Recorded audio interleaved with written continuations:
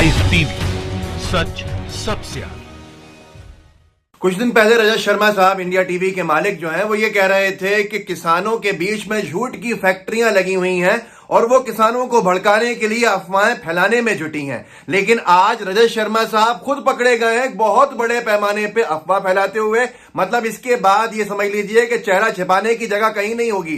Covaxin के नाम पर जो झूठ रजत शर्मा साहब ने फैलाया और पूरे देश में वो आग की तरह फैल गया, जैसे जंगल में आग फैलती है ऐसे फैल गया और लोग मोदी साहब की वाहवाही में लग गए। लेकिन पता चला बाद में कि ये बहुत बड़ा झूठ था। आप भी सुन के हैरान हो जाएंगे। वैसे हैरान शायद नहीं हो, क्योंकि रजत शर्मा साहब तो आजकल दिन रात अपने यूनिवर्सिटी के दिनों में पहुंच गए जब वो एबीवीपी के नेता हुआ करते थे। मोदी साहब का सुबह उठते हैं और समर्थन करते हैं, डिफेंड करते हैं और फिर सो जाते हैं। खैर, ऑल्ट न्यूज ने एक बड़ा एक्सपोज किया है जिसको रवीश कुमार जी ने भी शेयर किया है। ऑल्ट न्यूज ने जो लिखा है उस पर रवीश कुमार साहब ने शेयर करते हुए लिखा है, ऑल्ट न्यूज देखते रहा कीजिए, कम से कम इतना तो रहेगा कि आप देख रहे थे। अब जो ऑल्ट न्यूज ने एक्सपोज किया है वो सुन लीजिए। इंडिया टीवी के रजत शर्मा का गलत दावा, 190 देशों ने भारतीय कोवैक्सीन की बुकिंग नहीं की। रजत शर्मा साहब ने यह फैलाया था कि भारत में बनी हुई वैक्सीन की बुकिंग 190 देशों ने करी है। यह गर्व की बात है। तमाम चीजें वो ट्वीट भी सुना देता हूं, लेकिन मेरी आपसे विनती बस इतनी है कि ये जो भाजपा के समर्थन में बोलने वाले लोग हैं, इनको मेहरबानी करके निष्पक्ष समझ के अपनी राय मत बनाया कीजिए इनको सुनकर। देखिए, ऑल्ट न्यूज ने जो पूरी स्टोरी की है उसको आगे उन्होंने सबसे पहले शुरुआत की है रजत जी के एक ट्वीट से। रजत जी ने अभी 3 जनवरी को एक ट्वीट किया था, 2 दिन पहले। अपने देश में बनी वैक्सीन कारगर है, सस्ती है और इसे स्टोर करना आसान है। यह नरेंद्र मोदी की नीति और हमारे वैज्ञानिकों की कुशलता का प्रतीक है। पहली बात तो नरेंद्र मोदी जी की जरूरत क्या थी यहां नाम लेने की, वो वैज्ञानिक तो है नहीं। जो वैज्ञानिक रात दिन लगे हैं उनको क्रेडिट देने के साथ साथ मोदी साहब को क्रेडिट देना कहां तक उचित है आपको समझ में आ जाएगा आगे, क्योंकि ये सब फर्जी खबरें हैं और ये बहुत बड़े पत्रकार समझे जाने वाले व्यक्ति द्वारा फैलाई गई फर्जी खबरें हैं। उन्होंने आगे लिखा कि उनकी कुशलता का प्रतीक है। इस पर बेवजह शक करने वाले जान लें कि इस वैक्सीन की एडवांस बुकिंग 190 देशों ने करवाई है और मोदी जी को टैग भी कर दिया। ये इतना बड़ा झूठ है कि शायद इसको इतिहास का सबसे बड़ा झूठ माना जाएगा और कितने लोगों ने इसको सच समझा है वो भी देख लीजिएगा। ऑल्ट न्यूज आगे लिखता है, इंडिया टीवी के मुख्य संपादक और चेयरमैन रजत शर्मा ने 3 जनवरी को यह ट्वीट करके बताया 190 देशों ने भारत द्वारा बनाई गई कोरोना वैक्सीन की बुकिंग पहले ही कर ली है। रजत शर्मा के इस ट्वीट को यह आर्टिकल लिखे जाने तक 4500 से ज्यादा लोग रिट्वीट कर चुके हैं। रजत जी ने अगला ट्वीट भी किया, उसमें लिखा कि भारत में बनी कोवैक्सीन की जो लोग आलोचना कर रहे हैं उन्हें मालूम होना चाहिए कि 190 देशों की सरकारी के कंसोर्शियम ने इस वैक्सीन की 2 अरब डोज की बुकिंग करवाई है। लोग गलतफहमियों के शिकार न हो, तथ्यों पर यकीन करें।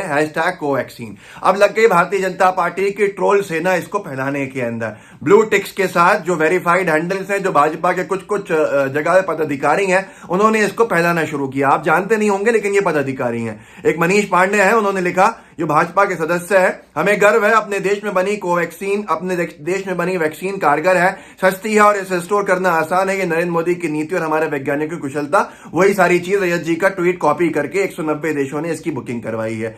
ऐसे ही जब प्रशांत भूषण साहब ने लिखा कि ये 3rd ट्रायल के अंदर गई नहीं है वैक्सीन, इसके बावजूद भी ड्रग कंट्रोलर ने कह दिया 110% इसका सेफ्टी है। ये क्या कर रहे हैं? मोदी कैबिनेट पे इसका इस्तेमाल पहले करना चाहिए। तो एक भाजपा की भक्त है जो मोनिका नाम है उनका, उन्होंने भी लिखा कि 190 देशों ने इस वैक्सीन को प्री बुक किया, भारत बायोटेक द्वारा जो बनाई गई है, लेकिन साइंटिस्ट भूषण कह रहे हैं कि यह सेफ नहीं है। अब आइए जो एक्सपोज किया है वो देख लीजिए। WHO ने कहा था कि 2021 की पहली 6 माही में सभी प्रतिभागी देशों को यह डोज मिल जाएगा।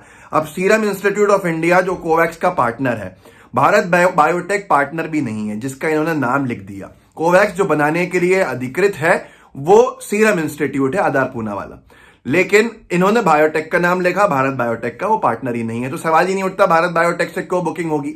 अब इसके बाद WHO की विश्व प्रतिभागियों की सूची में SII की ऑक्सफोर्ड एस्ट्राजेनेका वैक्सीन कोविशील्ड जिसका नाम है वो भी शामिल है। WHO ने गावी, SII और bill and Melinda Gates foundation के बीच एक समझौते के जरिए ऑक्सफोर्ड एस्ट्राजेनेका यानी नोवावैक्स के 200 मिलियन डोज की डील की थी। यानी SII ऑक्सफोर्ड और उसके फार्मास्यूटिकल पार्टनर एस्ट्राजेनेका द्वारा विकसित की गई वैक्सीन का निर्माण कर रहा है। कोविशील्ड भारतीय वैक्सीन नहीं है। इस लिस्ट से बेनकाब होते हैं रजत शर्मा साहब जिसमें नाम ही नहीं है उस वैक्सीन का। इसके अलावा कॉलिशन फॉर प्रिपेयर्डनेस इनोवेशंस ने 10 वैक्सीन कैंडिडेट्स में निवेश किया है, जिनमें ऑक्सफोर्ड जेनेका तो शामिल है, लेकिन भारत बायोटेक की कोवैक्सीन नहीं है शामिल। इन दोनों लिस्ट के अंदर जब शामिल नहीं है तो इन्हीं दो लिस्ट के अंदर दुनिया के सारे देशों के करारनामे हैं। इसके अंदर भारत बायोटेक का नाम नहीं होने की वजह से रजत शर्मा साहब का दावा पूरी तरह से झूठा निकल जाता है। जब ये अखबार ये ऑल्ट न्यूज छापता है तो रजत जी जल्दी से एक ट्वीट करते हैं। वो ट्वीट और उनके पुराने ट्वीट साथ पढ़ेंगे, समझ में आ जाएगा। आज उन्होंने ट्वीट किया है, कोवैक्सीन और कोवैक्स पर एक बात साफ करनी है।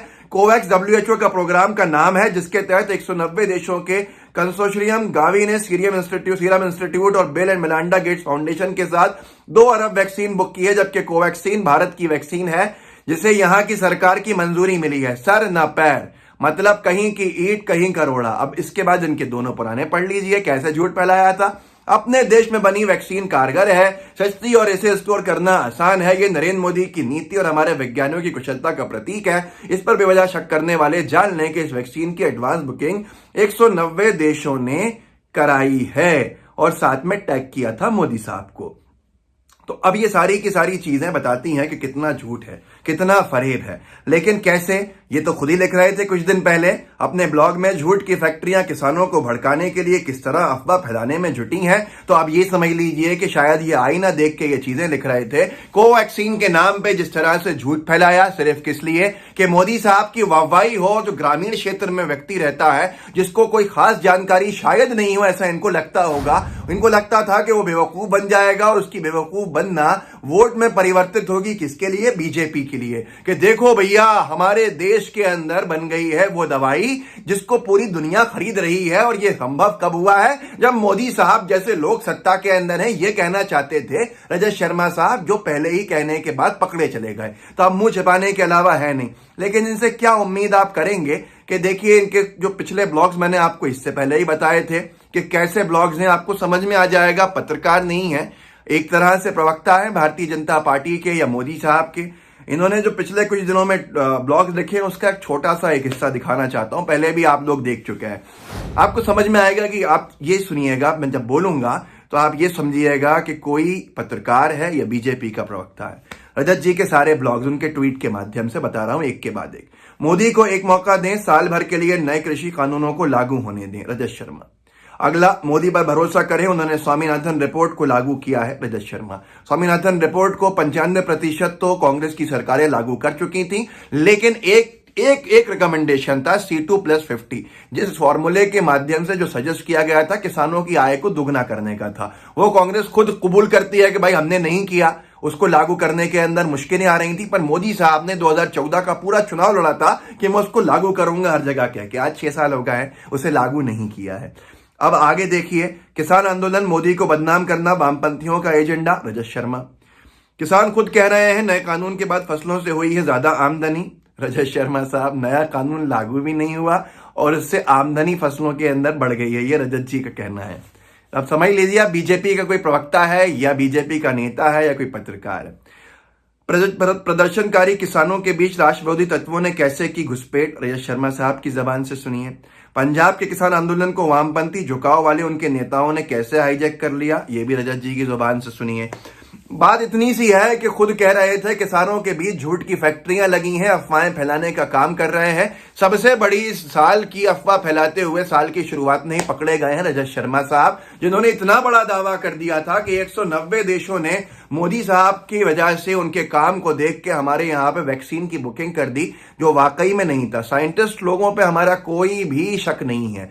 मैं पूरा सीना चौड़ा करके कहता हूं कि भारत का साइंटिस्ट सबसे बेहतर है देश के अंदर, दुनिया के अंदर, और उसका कोई कॉम्पिटिटर नहीं है अगर देखा जाए तो।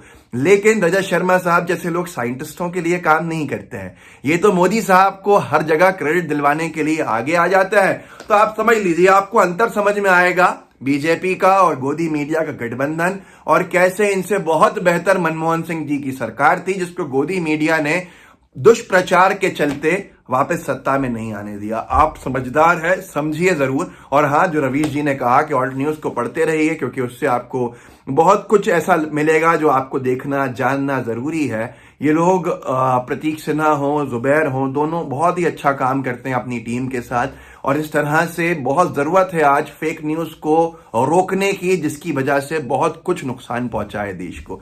तो उनको भी जुड़े रहिए, हमसे भी जुड़े रहिए। लाइव टीवी को सब्सक्राइब कीजिए, सब्सक्राइब कर लिया है तो बेल आइकन दबाइए, फेसबुक पे देख रहे हैं तो वहां भी साझा कीजिए। झूठ से बचिए और झूठ से लोगों को बचाइए, सबसे बड़ी चीज है। बीजेपी गोदी मीडिया की काम ही झूठ फैलाना है। जय हिंद, जय भारत।